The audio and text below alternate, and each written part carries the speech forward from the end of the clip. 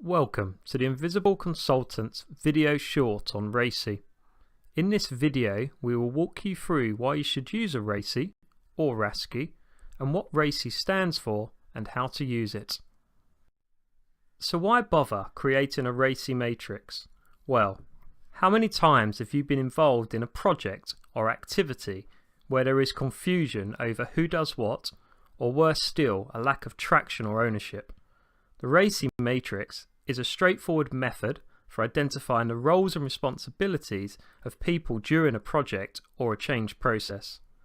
This helps a project to avoid that confusion over who does what and prevent the lack of traction. And let's not forget, all projects, even if focused on automation, require human input to make the change happen.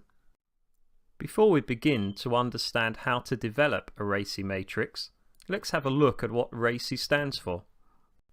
R is for responsible, A, accountable, C, consulted, and I is for informed. There is another acronym known as RASCI, which produces an additional S, which stands for support.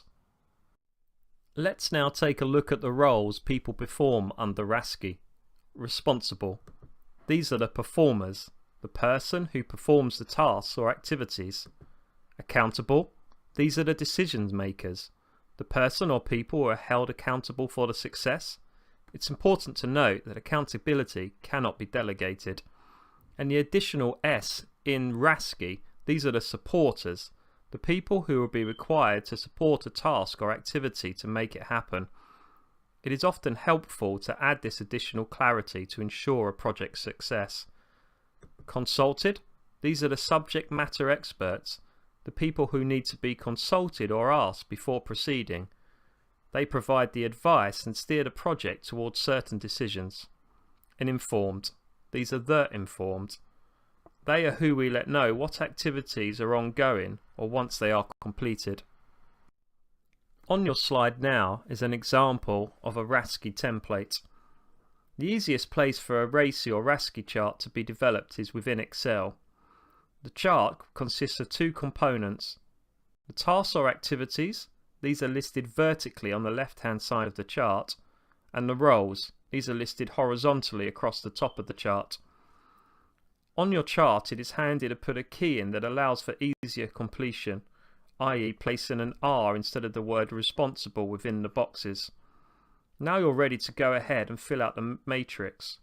When doing so, remember only one person can be accountable for any one task.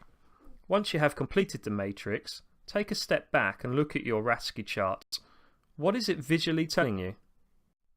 Here we have mocked together a simple RACI matrix made up of a few tasks and a few key people. So what are the key questions to begin to ask yourself? Well, first up, are there too many gaps? Meaning the activity will have no ownership, or to date no one has been identified, which will then represent a problem for the project. Are there too many people responsible for a task? This can affect how people and teams leaving the activity on the basis they felt someone else was owning the task. Are there too many people to consult?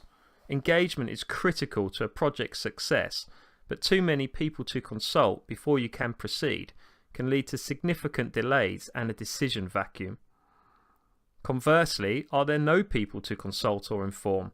This could mean the engagement will not be strong enough for this part of your project. If any of the above are present, attempt to redistribute your RACI matrix. If you are then still presented with issues, these will need to be raised for resolution.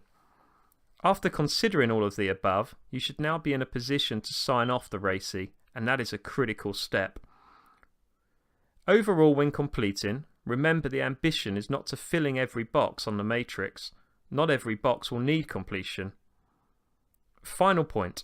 Now the RACI is done, the activity doesn't stop there, quite the opposite.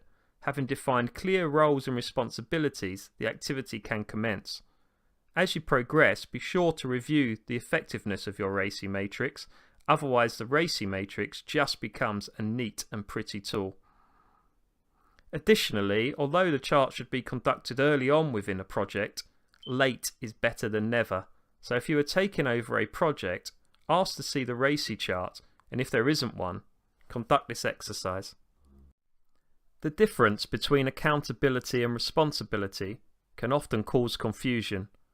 However, there are a few simple things to help guide you. First up, accountability cannot be shared, whereas responsibility can. Being accountable means the buck stops with you. You are ultimately on the hook for that item's successful delivery. Accountability cannot be delegated, whereas responsibility can, and those who are accountable are the decision makers, whereas those who are responsible are the performers. To find out more about how the Invisible Consultant can help you in your business improvement activities, log on to InvisibleConsultant.co.uk, where you'll find a range of articles, infographics, templates and calculators covering project management, lean and Six Sigma improvement methodologies. And if you like this video short on RACI, why not try one of our training courses? Until next time.